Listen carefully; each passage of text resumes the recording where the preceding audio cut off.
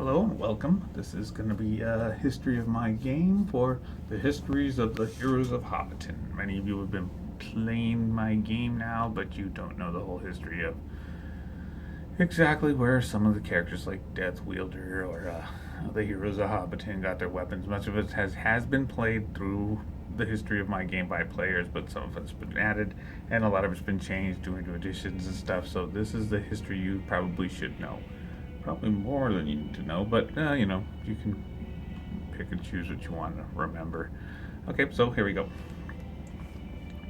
Long ago, there was a goddess named Tiamat. It's this one up here. So, Tiamat the goddess came onto my world and had laid 3 eggs, and then took off. So she had one. They have other names too, but I'm just leaving you because this is the names that you're gonna hear. The Dragon Queen, Death Wielder, and Colloquial. Those 3 hatched, and the Dragon Queen and Death Wielder, both of them kicked out Colloquial. The Dragon Queen liked to give orders, and Colloquial liked to give orders, but the Dragon Queen was more powerful, so they kicked them off into Rune, which is GM'd by Bart. So the Dragon Queen and Death Wielder both ruled this area named Middle Conford. For those of you who don't know, Conford split into Middle, Western, and Eastern. Eastern's the oldest part where I ran the whole time. But Middle Conford. The Dragon Queen, after they conquered all of Middle Conford, went on to Western Conford, leaving Dragon Wielder in charge of Middle Conford. Death Wielder went ahead and hooked up with Videl the Dragon. And Videl and him had like a big cluster of eggs. And unfortunately, a bunch of hobbits came and ate them. The 3 hobbit clans that ate those giant eggs were the Bigingers, the Earthenhelms, the Earthenhelms and the Twilboroughs. So they went ahead and ate the eggs. They get the 2 dragons, Death Wielder and Videl. Death Wielder was a shadow dragon, and Videl was a red dragon. They get all angry and start hunting down the hobbits, and there's lots of dead hobbits because of it. So they're hunting down, wiping out all the hobbits of the land. So the gods of the hobbits went ahead and made weapons to destroy them, particularly those 2 dragons. So the god Ergalon made an axe. An axe, the goddess Shandala, who's the head goddess of the halflings, made a short sword. And Ciroli went ahead and made a scimitar. So those 3 weapons, when they hit one of those dragons, would instantly kill it if it all hit on the same round. So the dragons go ahead and they start attacking, Death Wielder. Death Wielder and Videl start attacking the dragons, and all of a sudden the hobbits pull out these weapons, and bam! Videl dies, leaving Death Wielder, who says, "Oh, hells no," and he takes off. He's totally afraid of these weapons. He knows it'll totally destroy him if they all 3 hit him, because he saw them wipe out, his girlfriend there. So he's all, "Oh, hells no." So he goes ahead and takes off. A few years later, he has lots of enemies and stuff. So a group of shadow elves, this is from Hackmaster, shadow elves come and wipe out Death Wielder. So his dead body's lying there and such. And there's a god named Grawdyne, and his worshippers go ahead and they animate Death Wielder into a Draco Lich, which is a skeletal lich. If you see down here, it's a skeletal dragon. So now he's undead, and he lives in a necropolis called. Necropolis is like a city of the dead, and it's inside of the swamp of foreboding doom, and it's called Grawing Death. So he rules this place, and inside of Grawing Death is a porthole, and this porthole will take you to a planet of death. The whole planet is dead. Everything's dead there. Grawdyne worshippers went ahead and populated this with a bunch of undead. So it's a whole planet, basically endless undead that Death Wielder can now, command. So Death Wielder starts sending hordes and hordes of undead to the Woodland Shire. That's where the hobbits live, and it's not far from the swamp. So after a few years of having a bunch of these undead show up, they're all, okay, we're gonna have to stop Death Wielders. That's what the hobbits are saying. We're gonna have to stop Death Wielder. Why don't we pool all our resources to do this? So they go ahead and the weapons are attuned. The axe of Urogulin is attuned to the earthen helm. So they go ahead and they say, okay, here's all the stuff we can give you guys. Badarin, who is the eldest son, here's the sword of Urogulin. We're going to give you a girdle of giant strength. We're going to give you a +5 chainmail. We're going to give you a helm of brilliance. The next is Thistledawn Twilborough. Here you go. He gets his family. The Twilboroughs were attuned to the scimitar of Shirley.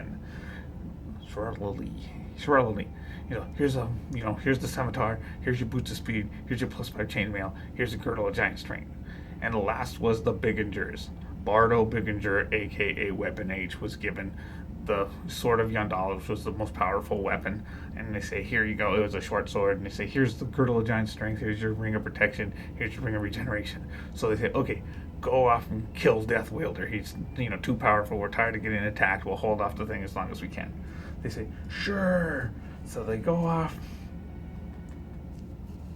To go kill Death Wielder. Well, one thing leads to another. Badarin and Weapon H end up going to Faerun, which is across the ocean. There's Conford.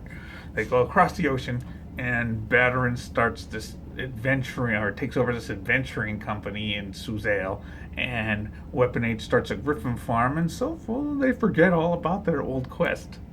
Thistledawn, by the way, is in the Swamp of Foreboding Doom, and Death Wielder's forces ends up killing him and capturing the scimitar. So now that he knows that, those two are gone, and the Death Wielder says those two guys are gone, and Thistledawn's, I have his weapon, they can't slay me. So he goes ahead and as his power grows, here's the Swamp of Foreboding Doom. As his power grows, so does the Swamp of Foreboding Doom, which takes over all this area here, which the halflings called the Muck Bowl. All the halflings now can't live there. There's undead freely running everywhere, and so they flee. They have to leave their hometown.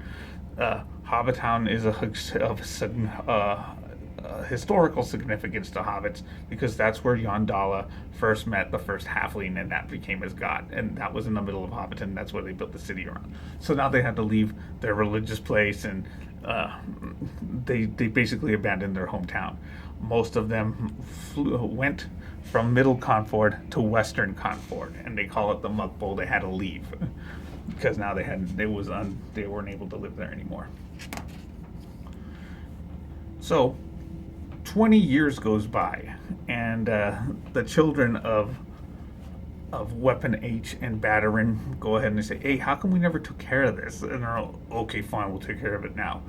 So they go ahead and they locate the long lost Twilborough dog boy, he was a slave or something. I don't remember what the whole thing was, but he was like a wild halfling, escaped slave, and they ended up finding him. I don't remember the actual thing, but anyway, he can wield the last weapon. So he was of the Twilborough family, and so all of them go ahead. They meet up in Suzail, sail across the sea, and go into Middle Confort. There, they clear out the ruins of Hobbiton. They kill off all the monsters in there, but it's too little, too late. There's no hobbits there to repopulate it. They can't really find Death Wielder. More monsters are just going to come, so they just kind of abandon the city again. And the swamp just continues to grow. So Death Wielder's forces get stronger and stronger, and they finally get to the point where they get to Western Conford. And in Western Conford, Death Wielder's forces tries to take over the city of Solars. And that's like a big metropolis in the area. And the protector of that city's name is Major Victory. He was a major of their captain of the guard. He became a super powerful warrior with super powerful powers. So Major Victory goes ahead and he takes on Death Wielder. And he ends up dying, but Death Wielder's like really, really screwed up. So they go ahead and they bury Major Victory in the thing. There's a big, a monument there in the city of Solars. If you go, it's to Major Victory. And Death Wielder ends up going back to recuperate there in the the Death Planet. So while they're in the Death Planet, they're all like, "Wow, now's the time to strike. Let's go get that Death Wielder." So the heroes of Hobbiton reform again. So it's Dogboy, Justina, Bataran, Weapon H, and Malame, and then there is this powerful group of adventurers called the Order of the Sword. All of them are all like, "Okay, this is our last chance. We're never going to get a better chance where he's like this weak." So they go ahead and they invade Grawdyne, that Necropolis city, and go through the porthole and they attack. Before they do that, though, they leave Ileana and she mates with Dogboy.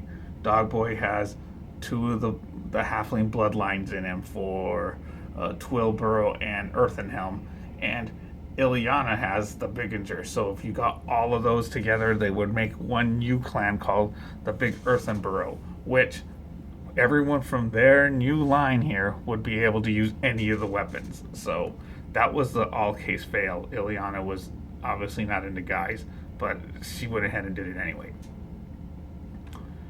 So all of them charge in there. Let's go to Death Wielder. Everyone dies except for Justina. Justina barely makes it out. The group that was in there sacrificed himself to blow up the portal. It explodes. Justina barely makes it out with the 3 weapons.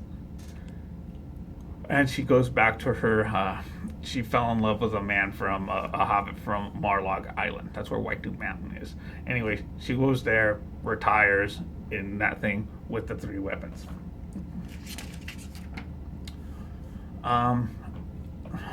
A long time later, something happens of very significance importance. It's called the Spell Plague. The Spell Plague was the goddess Mistara went ahead and was assassinated, and it kind of set off like this nuclear bomb of magic. A bunch of mages died. It was like hell on earth for a while. That happened in Forgotten Realms. What happened was some of the continents for Forgotten Realms like reappeared and some of them left, and the one from my game, Mezteca, was sucked off during 4th edition, and so it reformed onto Golarium Pathfinder. So now all of that Confort area is now on the Pathfinder continent, or a planet, Golarium. So now that they're off of Ghana, the weapons don't work really all that well. The reason being is the sword of Shalorli was powered by a demigod, and if you're not on the same plane as your planet of your god, or not in the same sphere, then it's not going to work. So, and a demigod is only on that planet. So her superior, her name is what is her name? The Peroil Sheila Peroil goes ahead and she tells Justina, "I know your plight. If he returns, I will power up the scimitar." So now it's called the Scimitar of Sheena. Same thing with the Eurogulin. Eurogulin's a demigod, and he no longer could power it. But this Shalindria goddess, who's from Pathfinder, went ahead and said, "I will power this weapon, but I'm not." She's a battle goddess. "I'm not going to have this puny little hand axe. It's going to be a great axe." So it's called the Great Axe of Zuzorian, whatever her last name is. And then Yondala in 3rd and 4th edition was found out to really be this goddess. What was her name? Was really found to be that goddess, Shatari. So Shatari goes ahead and says, "Okay, it was really me, Yondala, this whole time. You can still call me Yondala, but I'm gonna have this weapon is too powerful, to be in one piece." So she splits it into 2, the Shard of Yondala and the Shard of Shanti. If you put both of those together, both those short swords. It'll still become one short sword, but then it'll be as powerful as it was before, because it had numerous powers. So that's what happened to the weapons. Justina says fine. She guards them for years and years and years. Finally, when she's like just about to drop dead of old age, she goes and she finds Ileana. Ileana was raising her son, Edwise in the town of Hawks Hollow in Western Confort. So she's over there like, okay, I'm really old. I can't really watch these weapons anymore. I don't know how much longer I'm going to be. Ileana was living with her wife, Ruby, in the town. And she's all, here, I'm going to hide the weapons. And I'm just letting you know that they're going to be, hidden. And so she says, fine. And when young Edwise grows up, he goes ahead and runs off with this Dog Boy had a sidekick named Hilo, and Hilo goes ahead and he said, we have a big job to do, Edwise. No one knows what that job was. Edwise, aka Dog Boy Jr., just takes off, but his descendants went ahead and stayed in this Hawks Hollow borough, and it was rumored that Edwise actually had children, all sorts of places. So that's the story. And the family tree of the Bigingers, or the Big Earthen Burrow clan, expands. So that's where we're at this point. If you have any questions, go ahead and let me know. And that's it.